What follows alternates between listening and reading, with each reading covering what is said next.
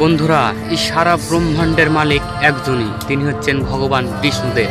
ভিডিওটা তোমরা লাস্ট পর্যন্ত অবশ্যই দেখবে।